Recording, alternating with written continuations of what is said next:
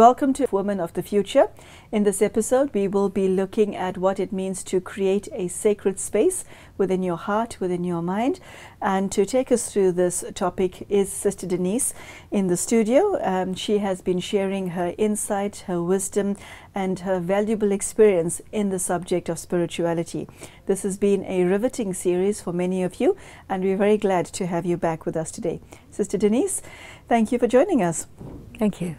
Sister Denis, the subject of creating a sacred space is, in my mind, very closely linked to self-nurturing. Yes, certainly.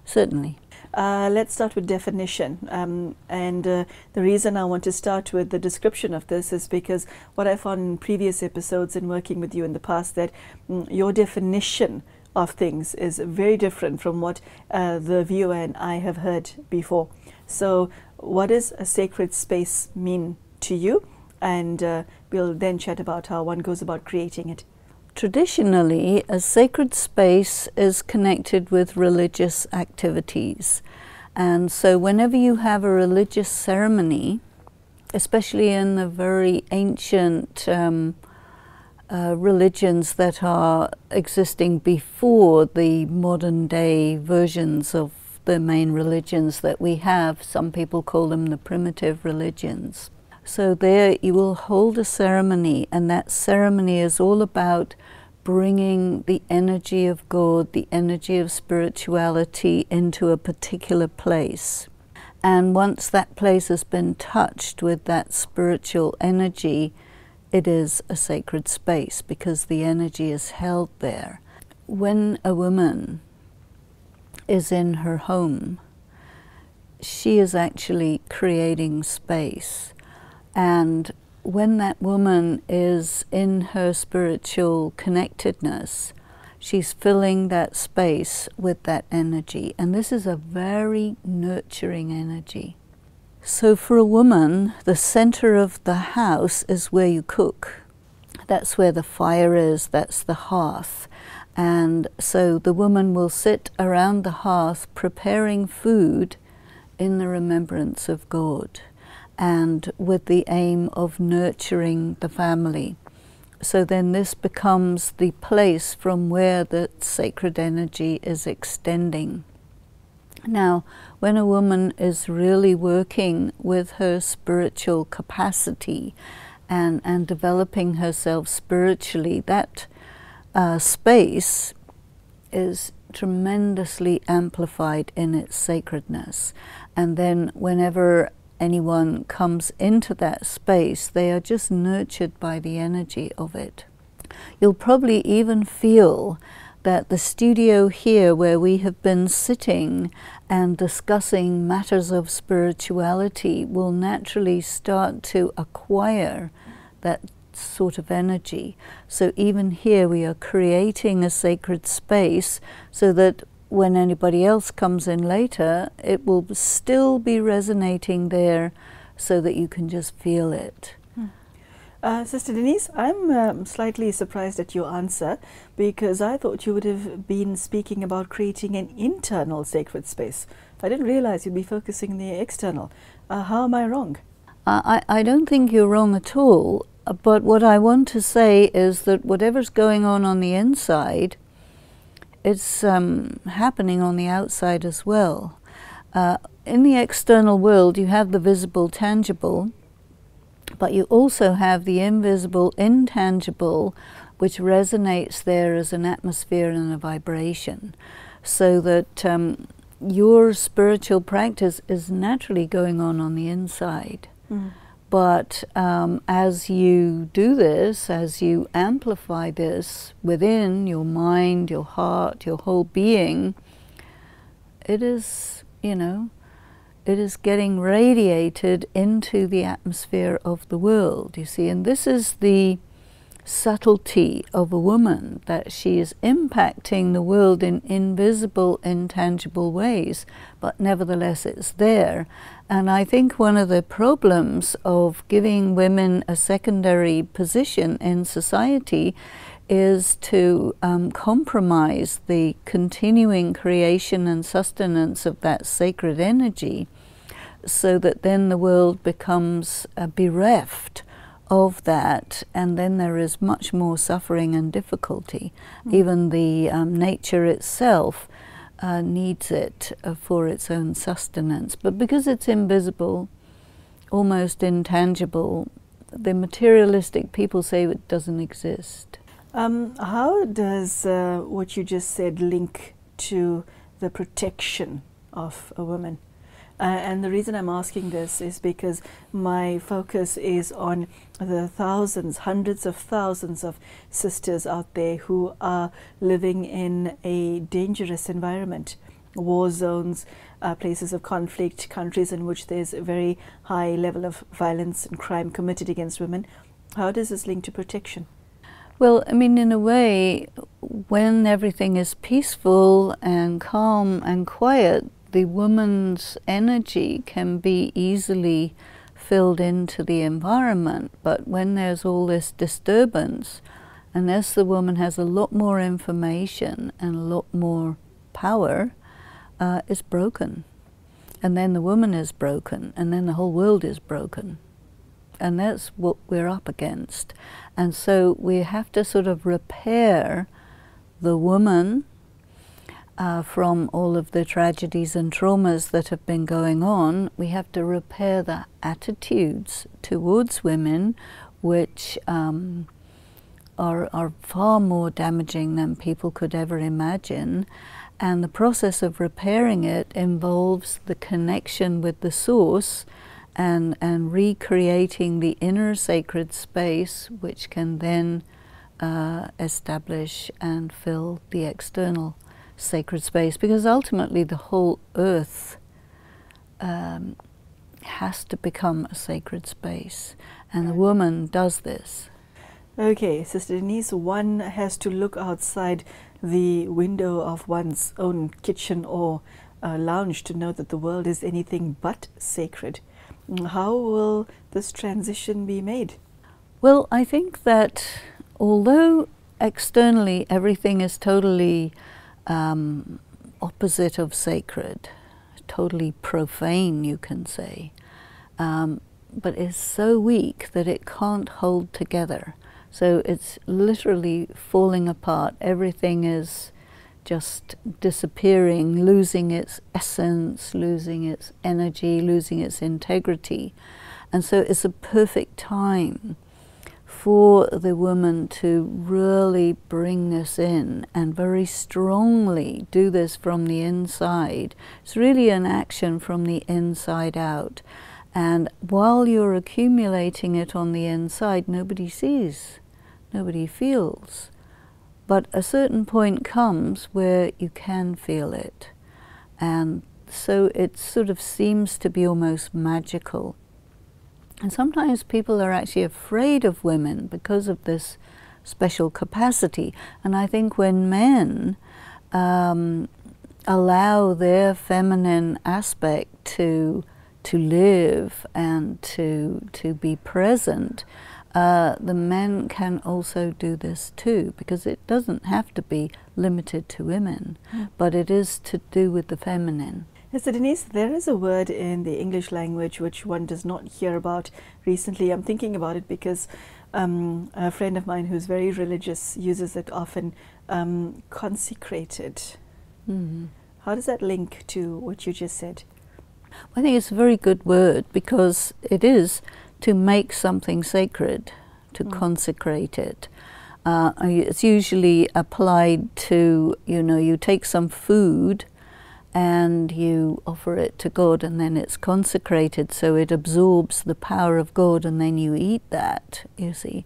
So that is something very important. Food is a symbol for thought.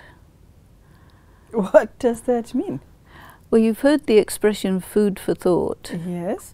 I thought it has to do with a thought and not food.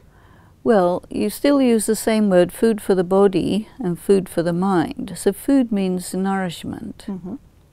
So it is also said that the quality and kind of food that you eat determines the state of your mind. There's this saying, as is your food, so is your mind. So people have heard this, but they don't quite see how it works. Now, when you're operating on the level of vibrations and spiritual energy and so on, see, one of the things that we do in our practice of Raj Yoga is we will prepare food in remembrance, so that energy goes into the food, and whatever goes into the stomach, which even you also eat in remembrance of God, all of that is going to affect your mind and heart, you see. And so the woman is constantly adding food made with love, made in remembrance, into the stomachs of people who may be disconnected from that, but it helps them to be nurtured in this way. And this is why nourishment for the body, nourishment for the mind, these are very, very linked. Sister Denise, as you speak, the vibration and energy that I'm receiving from you is actually quite lovely. It's a resonance of serenity and calmness, which is really quite lovely. And I hope the viewer at home is able to experience what I'm experiencing. Is this because of the years that you have spent creating a sacred space within and without, or is it some other reason? Well, I think it's probably quite hard to say totally, but definitely I practice to be soul conscious, to draw that energy in. I'm comfortable in that. It feels right for me, and so you know, it's really to do with being connected, because you see, the energy of God is very beautiful. And I think what we are trying to do in spiritual practice is to be a conduit, which means, of course, that we personally benefit, we personally absorb and accumulate, but it also radiates, you know. So I suppose the radiance is something that that fills the space and contributes to making it sacred. I've seen this in more than one woman that I've encountered, and I'd like to know what your take is on this. You get women who are completely aspiritual by nature. And by that I mean, I'm not sure if that's an actual word, but I'm just creating it. By that I mean, you know, hot-tempered and intense and always on the go and have those qualities, okay? It doesn't make them bad, it just makes them intense. And Sister Denise, a lot of A-type personalities fall into this category. They're the achievers. And they get what they want out of life, of themselves, and of life by being like this. Okay? Now, what you are offering is something completely different. Well, I'm an A-type personality. It doesn't show. And I'm not saying that you're not successful in what you do. What I am saying is that if you look at an A-type personality, she's, you know, the epitome of an alpha female. And she resonates, even if she's sitting and drinking a cup of coffee on the couch, she resonates a certain energy that says, that crackles with passion. Okay? It's very powerful and beautiful at the same time. But your type of power presents as something total opposite. Now, what I'm asking is, how are you able to achieve all that you are achieving out of silence, out of serenity? That's almost, Sister Denise, a contradiction. You see, I am, as I said, I'm classified as one of those, full of passion, etc., etc. But you see, when you are doing that and your door to your spirituality is closed, then that component is missing. Once you open that door, you have a combination. And I think it is part of the balancing process. It's very important to figure out, what am I, who am I, what type of person am I? And then, you know, when you add the spiritual dimension, you've got something which is, I suppose, very potent, you know, so that maybe you aren't just consuming your energy by burning up from within, you see, because you've got this coolness of the spiritual component. And I think in terms of the other part of your question, where you said, you know, how is it possible to achieve through silence? Actually, you do achieve through silence. If you don't have silence, you don't have nearly as much energy. There is something called the power of silence, and that is no mean power.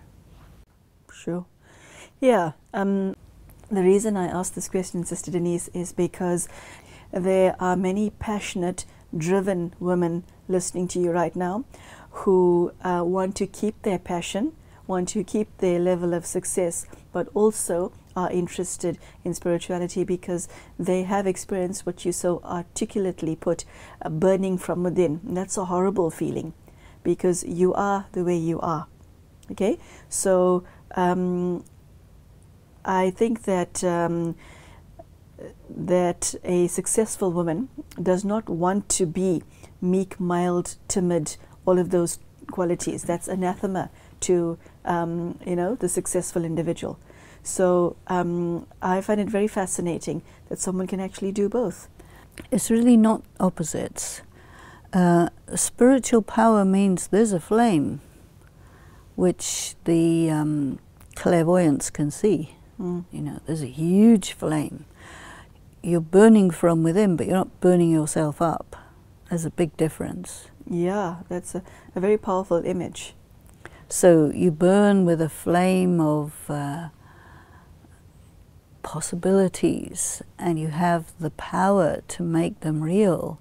But I think there's another kind of burning where you burn yourself up and you burn yourself out.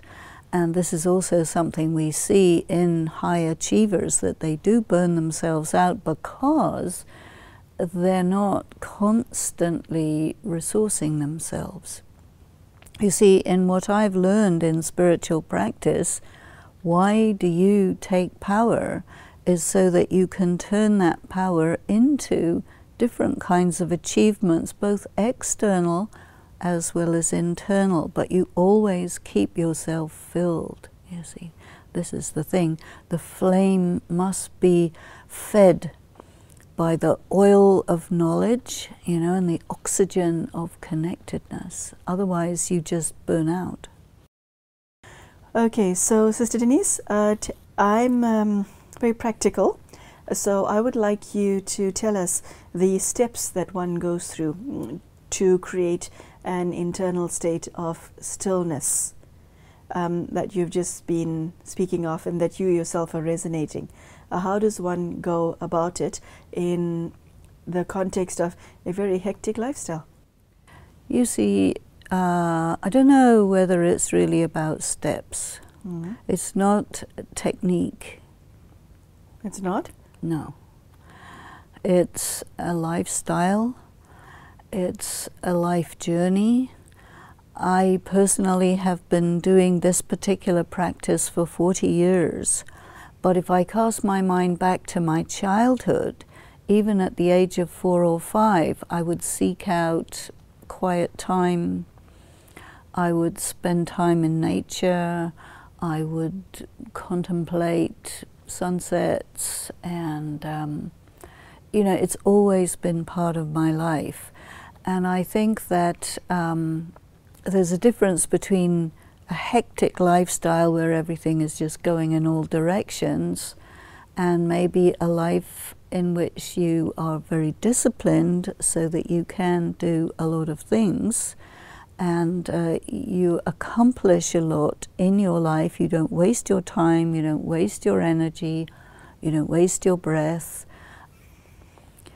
Each and every part of your life is all about making the best use of everything you have. Okay, that gives it a very interesting take, because meditation and spirituality is not a 5-minute or 10-minute thing or an hour thing. It's a life. It's a life. It's a lifestyle. It's a life journey. It's all about your being. And in the world, you know, everybody's busy doing. Spirituality says, okay, do, but be. Really think about being, what your being is. What is it like to be who you are? Being. It's all about being. Okay, sure, that is very beautiful. It's all about being. The aspect that's popping into my mind at the moment is that many women watching you right now is concerned with safety. Yeah. Okay, it's of paramount importance to women not to be violated on any level. Personal safety, the safety of her home, the safety and integrity of her home, of her children, of her loved ones, of the vehicle that she's driving in, to be safe whilst you're in the vehicle.